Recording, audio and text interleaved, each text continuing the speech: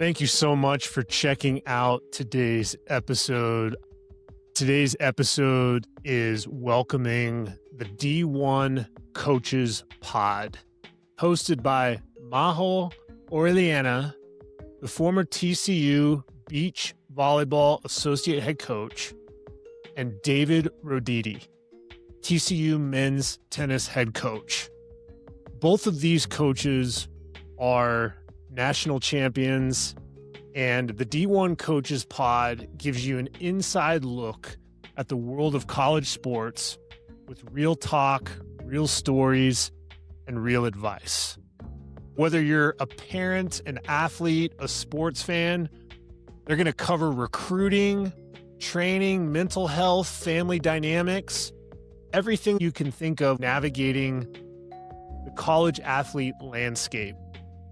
Both David and Majo have incredible backgrounds. David coming from Mexico, Majo coming from Guatemala. They've learned so many valuable lessons along the way, and I'm excited to share their story with you here on the BTB Project.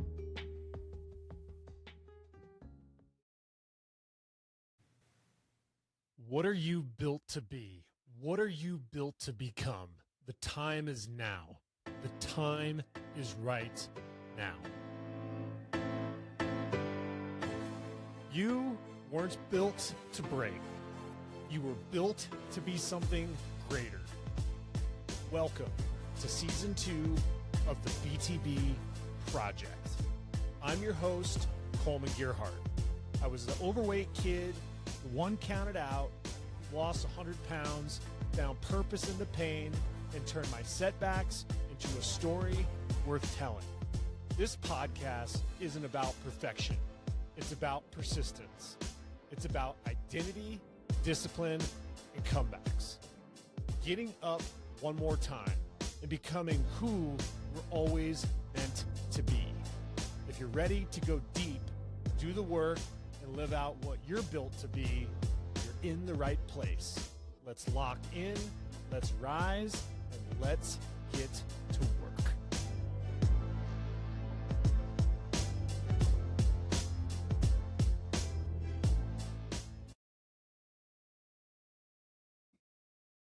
Well, the BTB Project is coming out of the BTB Blueprint series, and I can't think of a better way to kick off interviews this year with two of the best coaches in the country. I have an immense amount of respect for the Texas Christian University athletics program. I have an immense amount of respect for sports like volleyball and tennis. More importantly, I have an immense amount of respect for coaches that are giving back, not just to help with performance, but to impact people's lives. I cannot wait to get into their story. This is the host of the D1 Coaches Pod, and with a lot of humility, welcome David and Majo to the BTB Project. Thank you. We're excited to be here, Coleman. Finally, we made it work. So we're really happy to be here. Thanks for having us. I mean, persistence is the name of the game, whether you're an athlete or a business professional or trying to start a podcast. But ultimately, I would love for you to start. When I think of my mission of the BTB Project, it was to help people become what they're built to be. D1 Coaches Pod and your impact towards players, parents. What's the mission of the pod? The mission is to educate, elevate, and just give guidance to parents, athletes of what college athletics is, and put a little humor in it, a little bit of our personalities, and also our relationship, right? How do we learn from each other? How have we grown as coaches, previous athletes, but just, give information, right? Yeah, I would also add a little bit of inspiring or motivating, whether the parents or the athletes themselves, that there's so many different roads of accomplishing what you want to accomplish, and also educate them so that they don't get discouraged by knocking down or having impossible expectations of when they start contacting certain coaches and let's say TCU, and they contact us and say, hey, I want to be on your tennis team. Say, well, you're not at that level yet. There's a road that you could be one day, but not now. And, just for them not to get discouraged as well. So, with that perspective, it resonates very highly with me because I was a 0-star recruit out of Colorado. And in tennis language, we all know that high altitude is not the norm for tennis. When I share that and I say that I'm a walk-on that played Division I, knowing the landscape of college tennis, there are less programs than ever. My program at Northern Colorado no longer exists, unfortunately. When you do have those perspective conversations with parents, what is the reality of playing Division I college tennis in 2026? Yeah, it's getting harder and more competitive every day compared to when we played in college. I know I'm much older than you are. It wasn't quite as international as it is today, so you have less programs and more international players coming to compete, so it only makes it harder for the young American player. At the same time, I wish our podcast wasn't called D1 in a way, because there's so many other divisions that they could play in, and the name is, whatever is marketing, it's catchy, is D1 Coaches Pod, but at the same time, there you have Division 2, Division 3, NAIA, junior college. There's so many different avenues that you can take as a player, but there's no doubt that it's getting harder to compete at that level. Also, a great way to continue to play tennis, and it's still competitive enough to kind of get the juices flowing, is the whole club tennis. Our club tennis team here at TCU is very strong, and all the universities, the big universities around us, are very, very strong, and they put resources into their club tennis. So that's also another avenue to continue to play tennis, and it is a sport of a lifetime. So I love that, their whole concept about it, and something that people should think about. Yeah, and Majo, I also resonate with club volleyball. I was able to have one of my guests on who was a very rare high school state champion. She won 4 consecutive state championships in tennis, but was also a 2-time volleyball state champion. And she Wow. had to make that tough decision from, hey, I'm going to pull out of club volleyball to now get involved more with tennis. I've seen the rigor of club volleyball, and I know that you're heavily involved in that community. Can you speak to what it's like to be on the volleyball college path, knowing everything that you're doing in club? Yeah, it's different for indoor volleyball and beach volleyball. Indoor volleyball, the club aspect is very rigid. There's travel, there's a lot of different things that in beach. Beach is more like an athlete-driven sport, kind of like tennis. You pick the tournaments that you're gonna play. Yes, you might be or not part of a club. You don't have to be part of the club. Indoor volleyball, you have to, because it's a team sport, right? So in the beach, most of the girls play club. A lot of internationals, they don't play club. They just, play either for their junior national team, or they have a coach, and yeah, there's like small academies here and there. And then the path through college is, yes, club coaches help out, for the recruiting and placing girls into different schools. And another thing is, it is important to know, it's not like tennis that you have certain rankings. They're not well established yet in the beach Yeah. side. So you can't actually position a player through a ranking. So it's more about looking at them going to showcases, going to college clinics, playing the big tournaments. That's where they get most exposure to college coaches. But yeah, I would say that's why, we relate a lot, because our sports are individual in college, like kind of, because we're pairs, but we're a team sport, and then we play different flights as well. So the system is very similar.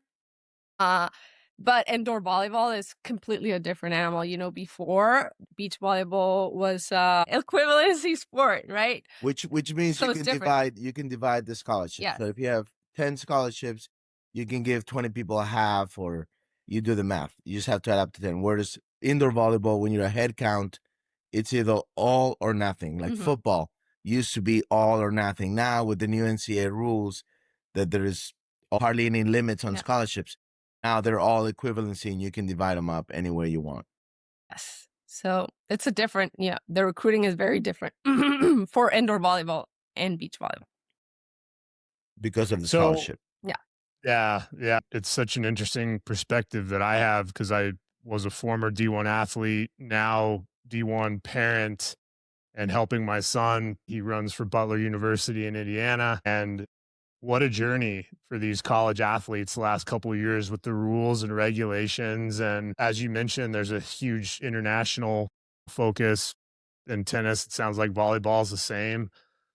I just have to ask, if I come to you guys as a parent Mhm. and I'm either the parent of a volleyball person or a tennis player, where do you even start with educating them on all of these different avenues that are available? Because in some cases, it can be discouraging to a kid if they aren't D1. That's why, David, I respect what you're saying. The name of the podcast, there's so much out there, right? And Gustavus Adolphus is going to have a great team at D3, no different than you guys or Wake Forest. When you're talking to a parent, just that initial conversation, whether it's a recruit or someone that you're helping in club volleyball, what's the initial conversations you have based off of what you guys have learned as coaches? Yeah, what the typical conversation, it's all about expectations and being, I believe that because of expectations, you're setting yourself up for discouragement and disappointment. So a lot of my purpose when speaking with these families is you listen and you get them to, at the end of the conversation, to be open to anything. Because what you want is you want the athlete to stay motivated, to feel like when they eventually get to the college level, that they knew exactly what they were getting themselves into. And regardless of where they ended up, they are feel good about what they did. And you don't want, I think it's mental health. Talk about if you have the wrong expectations and you dedicated your whole junior high and high school, your whole life so far, up to 18 years old, to an activity, to a sports, the level of sacrifice that are required from your family, from yourself.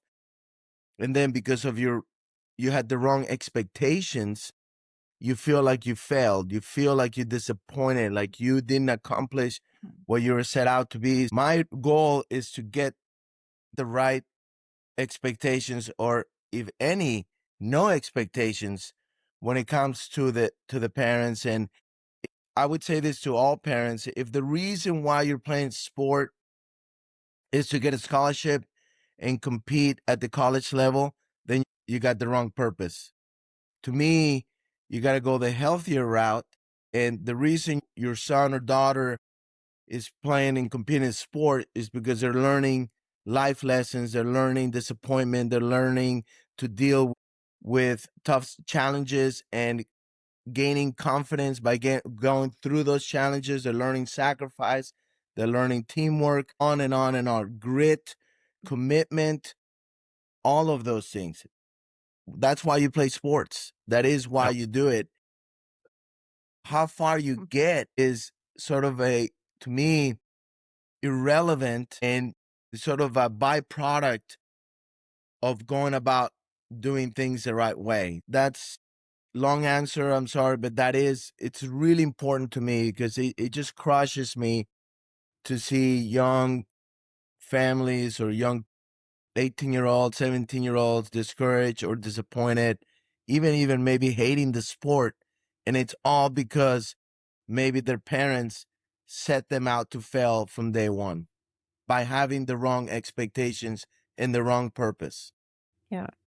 And Yeah. yeah, adding to that, now that I'm like, I stepped out away from college athletics and I'm creating this platform, the growth performance, to support athletes precisely and parents in these aspects, right? To get to know themselves, to understand their values, their standards, their capacities, right? Their weaknesses, their strengths, all this, so they can make good decisions, or they can, you know, have a fun, fulfilling journey towards college athletics, and how to parents can best support them, right? Because it's not only about, I want to play here, I want to go to this school. It's like, no, there's so many things that you need to understand. You need to be resilient, you need to have certain habits, you need to learn how to hold yourself accountable, as David says. You need to know what you're getting to. And we've been there, and we know how hard it is. And this is not for everyone, and everyone thinks it's like, oh my God, I got committed to the school and that's it, and my dream has come true. No, it gets harder. It gets harder. And then as parents, they need to understand that they need to prep their athletes in so many different things than the skill itself and the tournaments and the ratings and all this kind of stuff. This is one mission that I have right now, and this is what we're working towards, to help parents and athletes have a not a smoother journey, but probably, yes, a smoother transition into college athletics.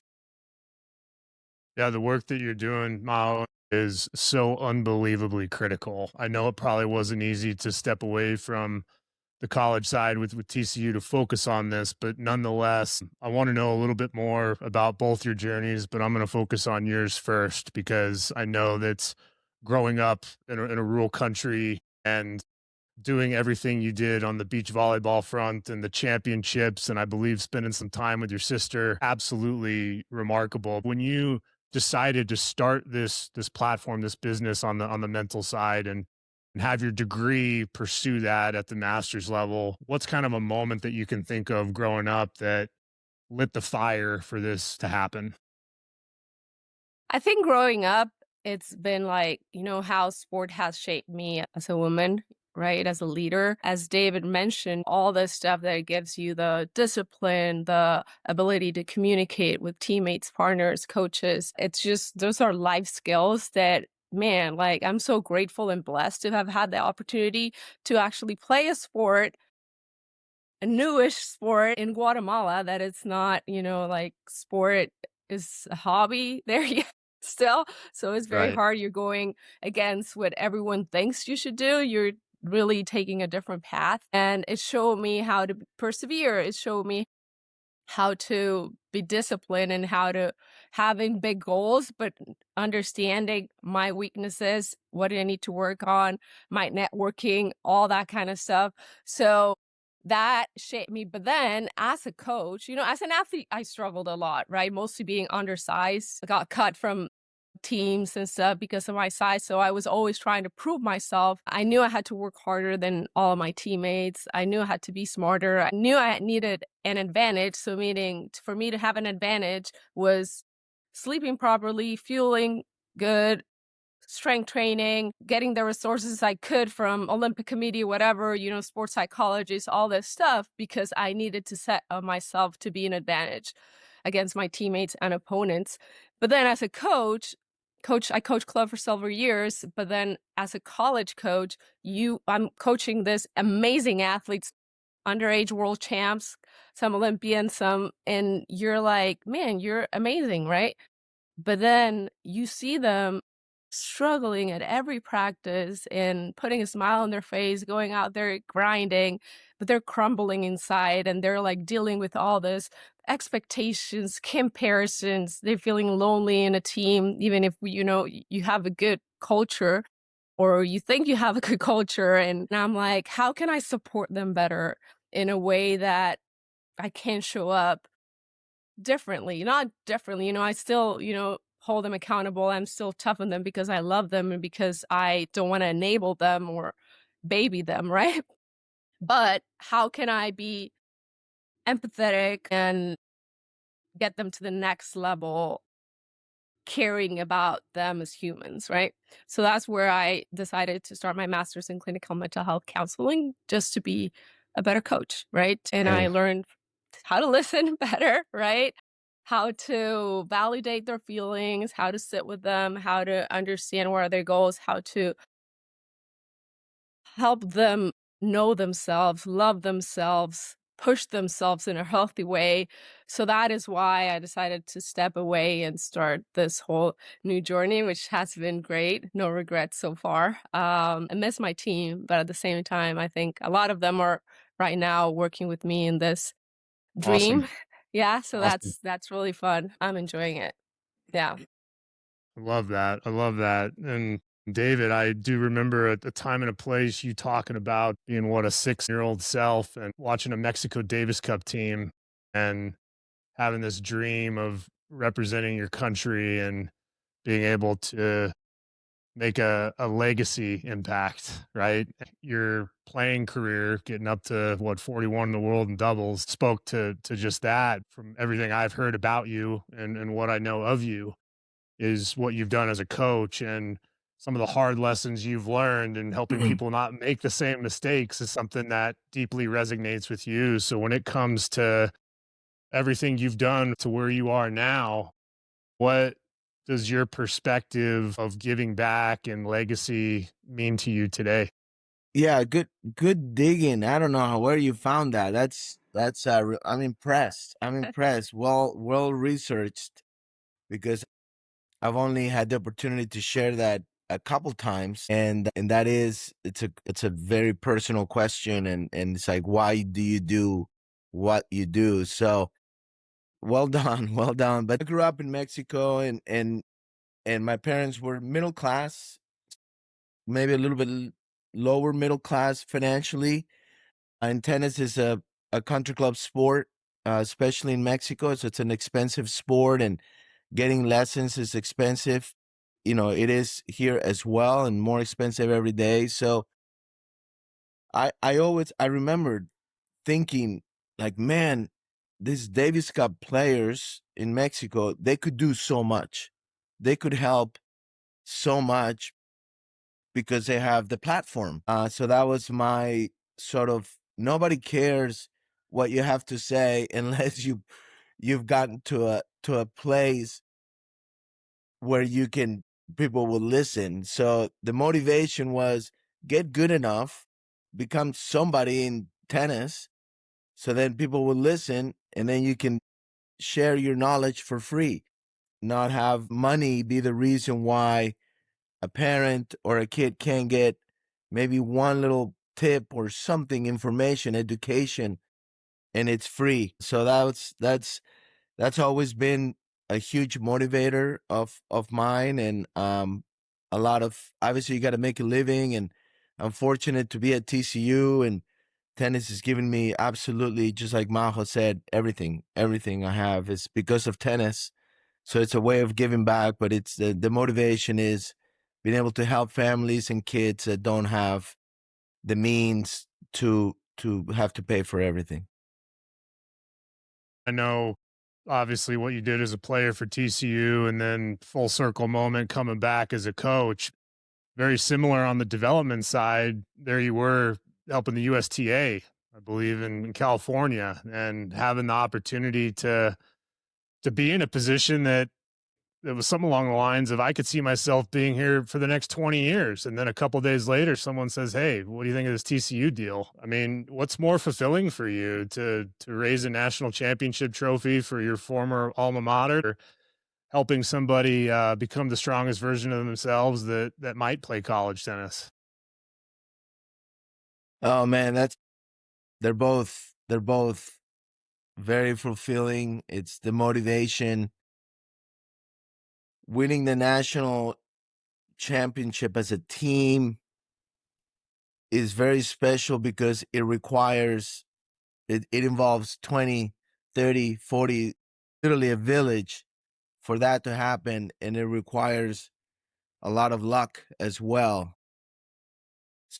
I've seen a lot of really good tennis teams and programs not win the NCAAs. So that part is It will always be very special and unique, and so glad we did it, so we don't wonder what it feels like. Every time you see those people raise the trophy, you're like, oh man, what does that feel like? I want some of that. I want some of that. So that's great. At the same time, seeing some of these players that I was involved with when they were younger, Ryan Harrison accomplished what he has accomplished. He's now a commentator. Dennis Kudla built a Yes. whole career. I was in charge of those boys in 1992.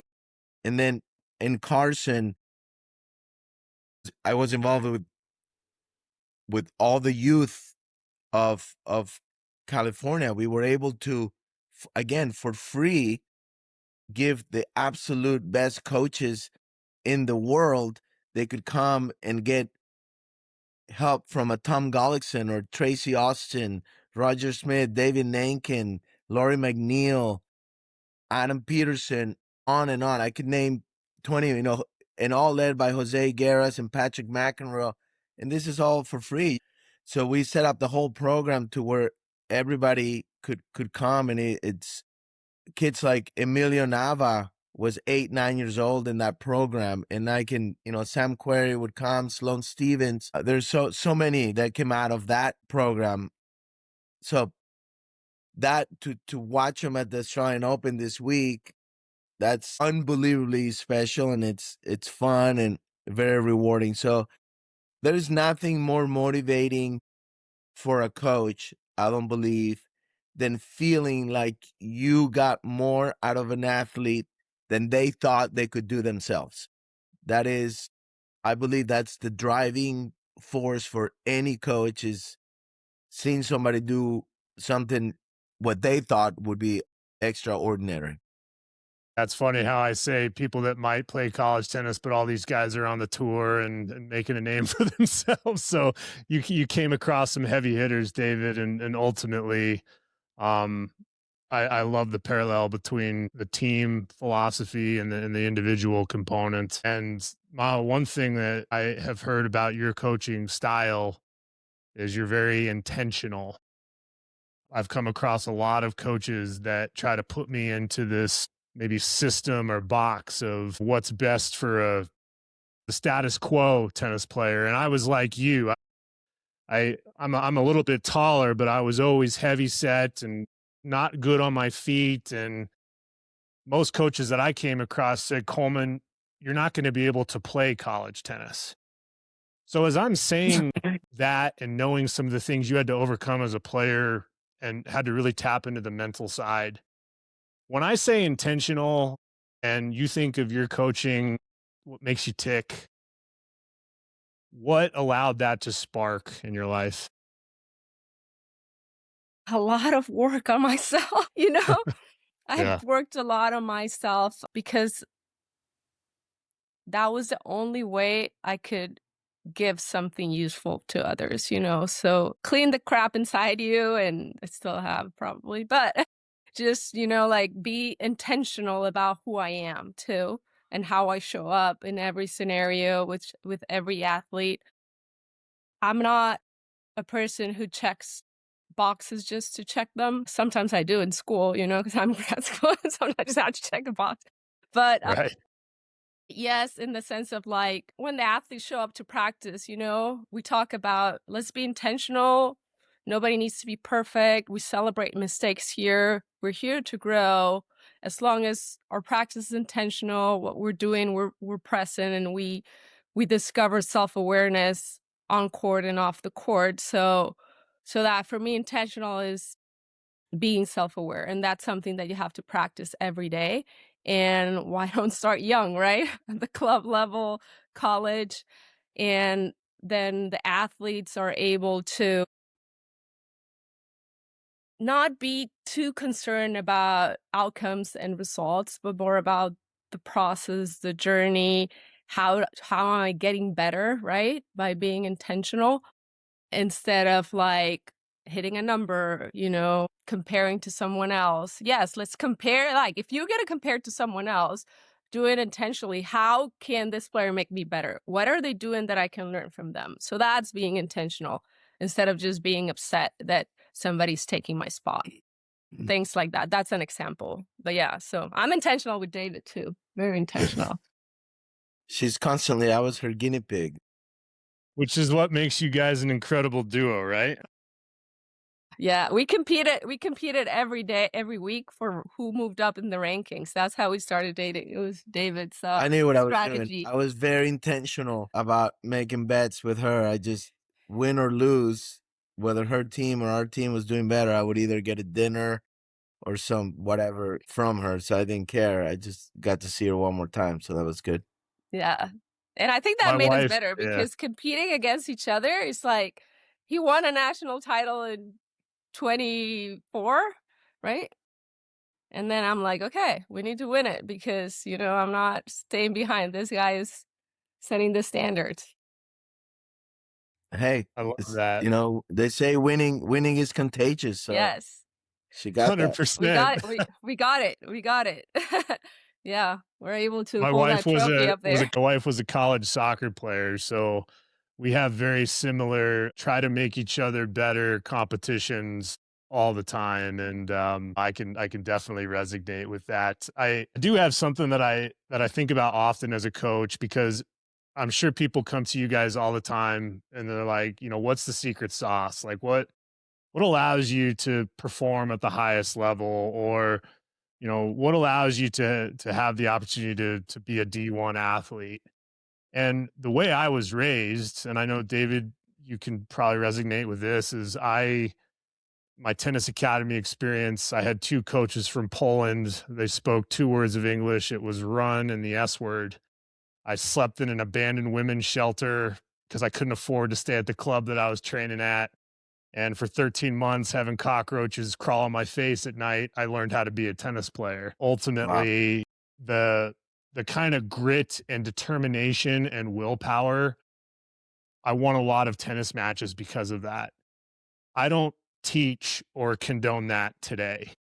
I actually teach something much different, which is the art of flow and relaxation and allowing yourself to be a competitive athlete. So I'm going to say a quote to you guys, and I would love to hear both of your perspectives on what you've seen as coaches with athletes in today's day and age. And that's desire plus eliminating barriers equals desired outcome.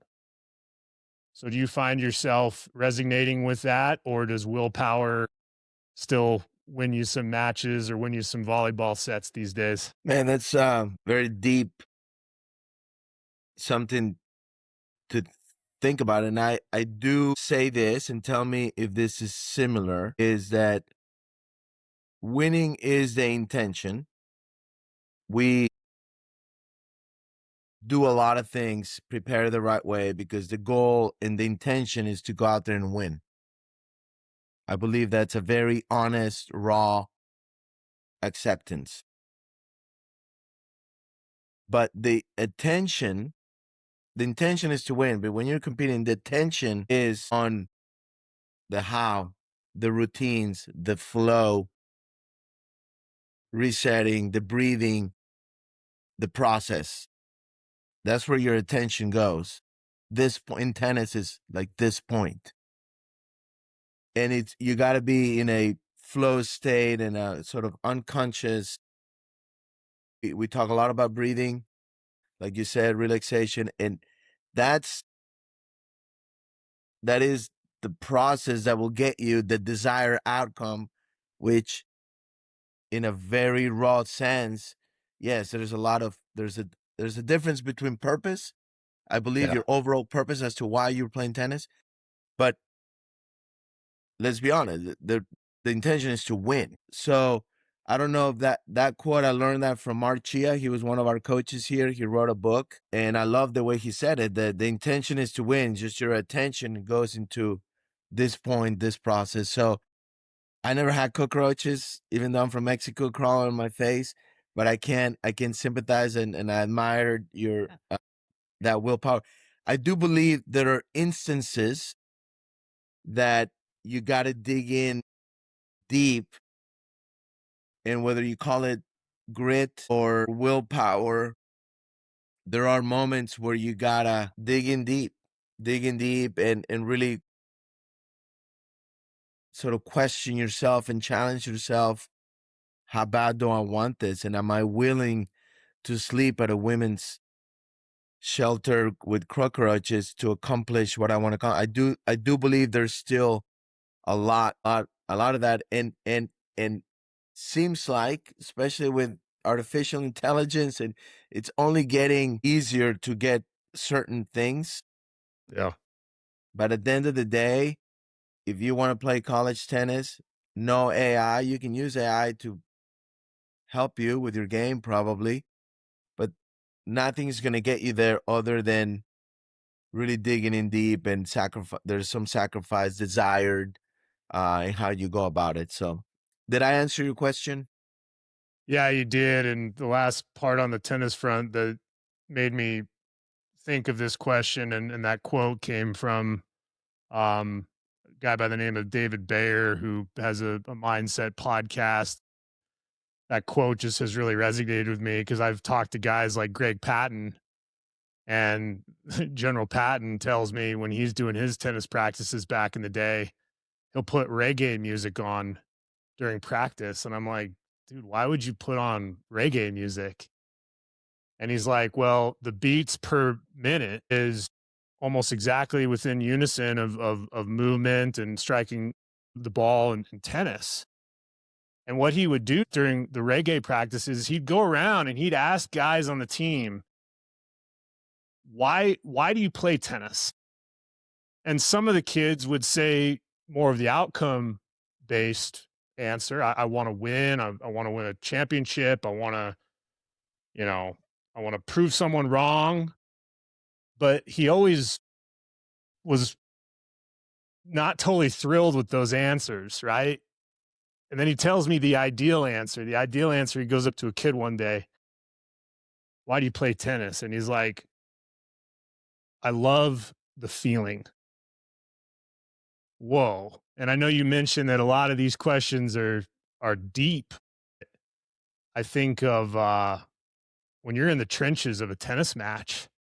I remember seeing a results with Duncan Chin, right? Last year. I think he was in a hot and heavy match and figure out Very. a way to play. I feel like you have to have a strong why and the skills and determination to get there. But the moment of taking a match, you do have to have an element of relaxation to allow yourself to do it, to tap into that grit and fight. But it it is really hard to sustain it over a long period of time. Yeah. So, as I put it to you that way, does that make a little bit more sense? Absolutely. I'm a huge fan of Greg Patton. I almost played for him at UC Irvine. He recruited me hard, and it was hard to say no to him. I decided to go to TCU, and I probably would have ended up at Boise State with him because that's the year he moved to Boise. Love Greg. He's what a great motivator and that we've had in the game. And it was not about the X's and O's so much. It was all about the heart Mm. and the feeling. And it's interesting. So we have some players on the team that I've brought out like dancing and music as a way to get them to be a little bit more in flow, and made fun of we have a guy on our team right now. I'm like, man, you're not a good dancer, are you? He said, nope, terrible. I'm like, I'm not kidding you. Salsa lessons would make you a better tennis player. Yeah. And he kind of I'm laughed gonna at me, say, but I throw a meant, hat on him and go do some line dancing too, right? Yeah. I mean, yeah, I mean, that's, man, if you can't do the two step, then what Yeah. can you do? Oh, but there is a lot of truth into that. Like Majo was talking about, it's such a personal journey, such a personal decision of what you want and who you are and why it'll be, why are you doing what you're doing. And there's a whole nother topic, as you know, to parents. Maho already said the word enabling them. I'm a parent, I have two kids, and I'm probably a little tougher than I should be, but I just want them to be independent and and take ownership of their journey in their sports. It's their journey, and there's nothing more annoying to me and frustrating when the parents think Yeah. that it's their journey, the kids' sports. I mean, talk about these parents having a moment and saying, am I doing this for them or am I doing this for me? And all those situations, I've been around, I'm 52 years old, started coaching at 27. They always end up in the same way. When you have those, when the kid doesn't realize their purpose and their why they're doing what they're doing, they always end up quitting. They end up never picking up a racket again. A terrible relationship with the sport. They actually eventually become old enough to be mad at their parents and realizing that the parents just went about it completely the wrong way. I can talk about this forever.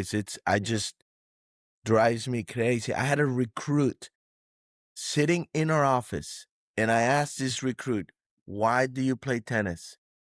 Deep down, what is your biggest motivator as to why you're doing what you're doing? And the parent answered the question. Oh, man. And I thought, you got to be kidding me. I just asked, in my opinion, the most personal, individual question you could possibly ask any human. Why do you do what you're doing?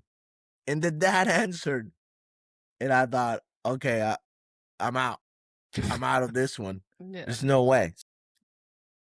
And I think like adding on the quote that you were saying, like also, yeah, I think I had experience similar than yours. Like one as juniors, we slept at like a former jail with like, it was pretty bad. And yeah, like it was very bad conditions when I used to play back home in juniors tournaments and stuff like that.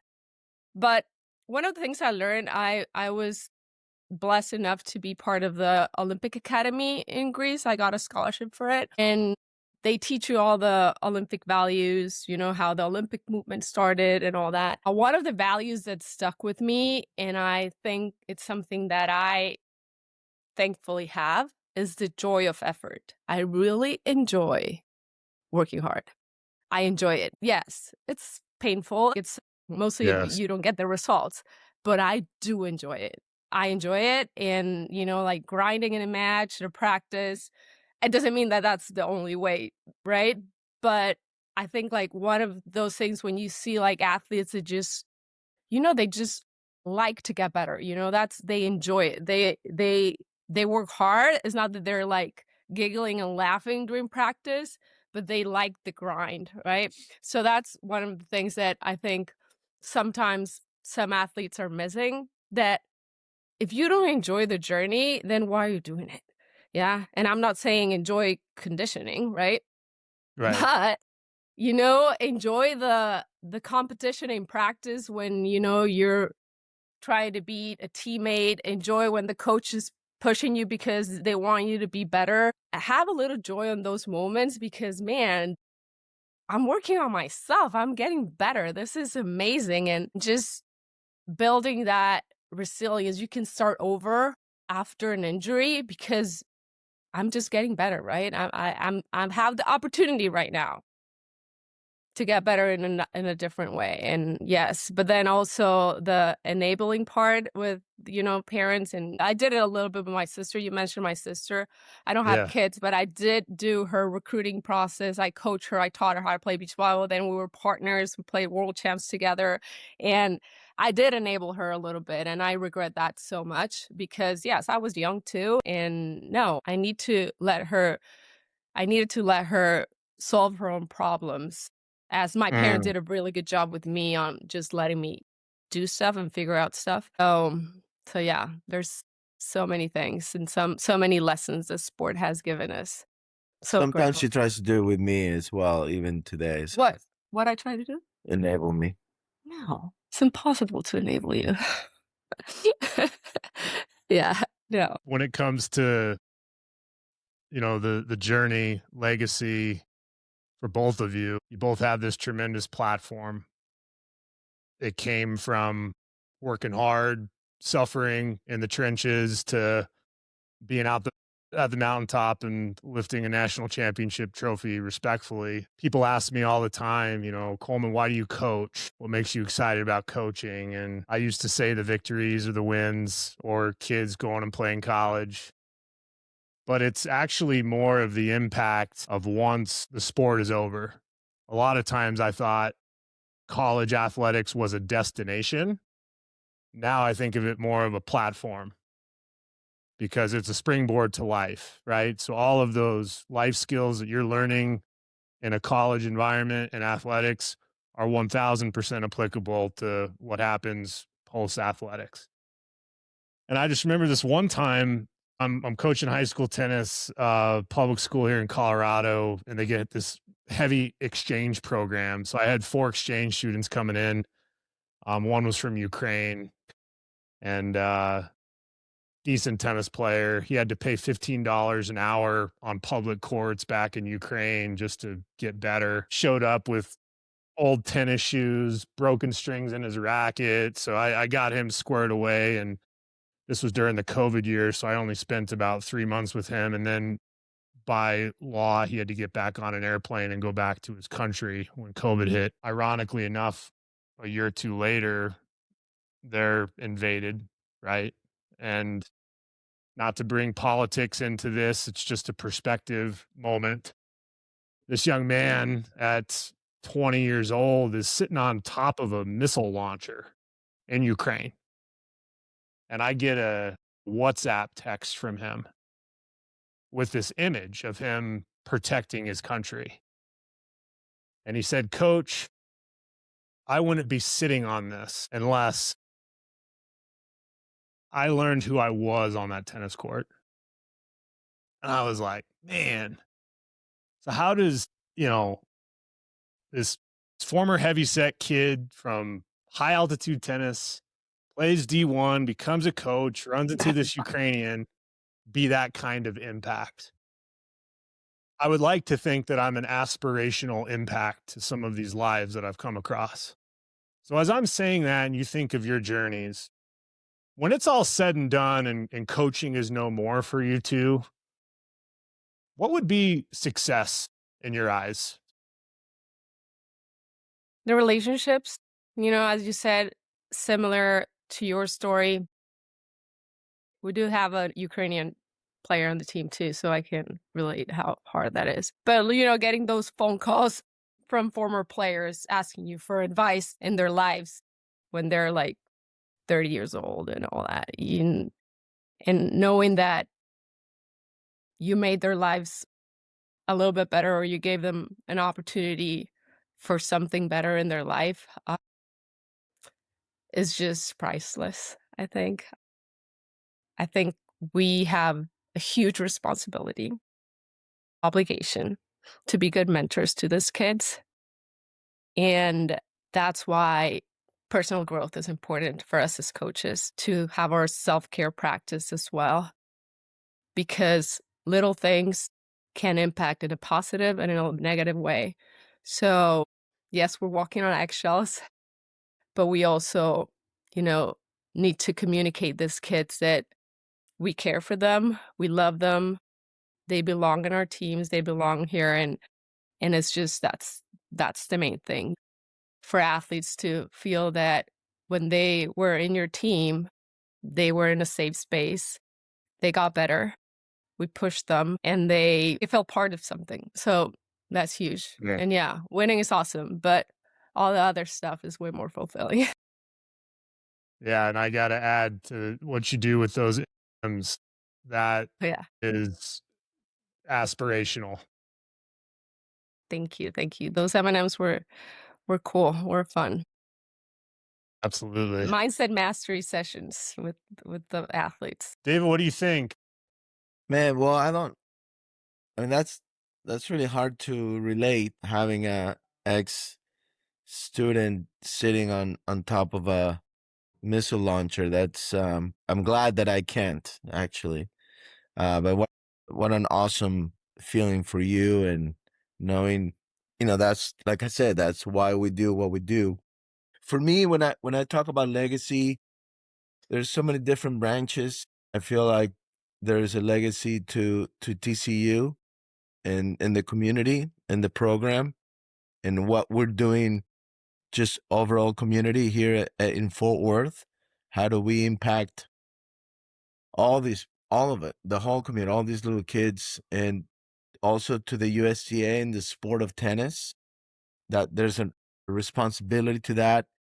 And then there is that relationship and that legacy that we have as a coach, one-on-one with each player. And when it comes to that, to me, the things that I think about are when they're older and they have kids like yourselves, that every time they think about TCU and college tennis, that it was like, that was the best time of my life. My experience as a college athlete was incredible, and I wouldn't trade it for anything else. So that's a huge motivator. For them to have that experience, it requires a lot of branches.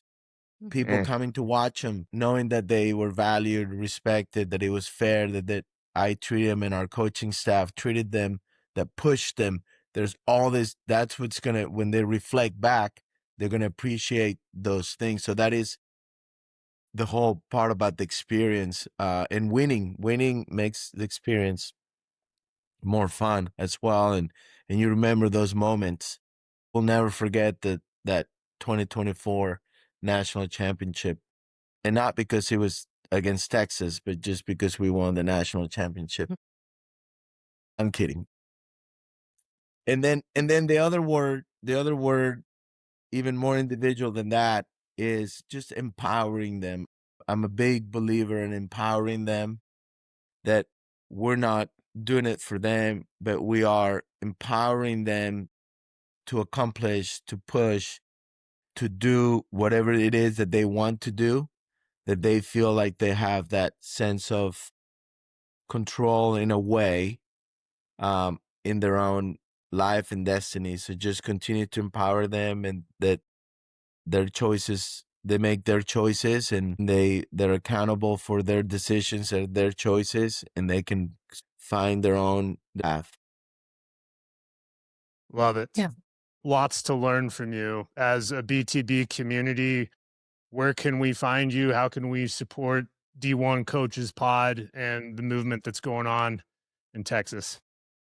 Yeah, you can look for us in YouTube and Spotify, D1 Coaches Pod, and Instagram as well. We're in TikTok. And for me, like thegrowthperformance.com is my website, and you can find also on Facebook and Instagram, and you can follow us too. We sometimes post fun things, and we like to stay engaged. But at the end of the day, we just love sports. We love competing, and we love just creating impact in young athletes.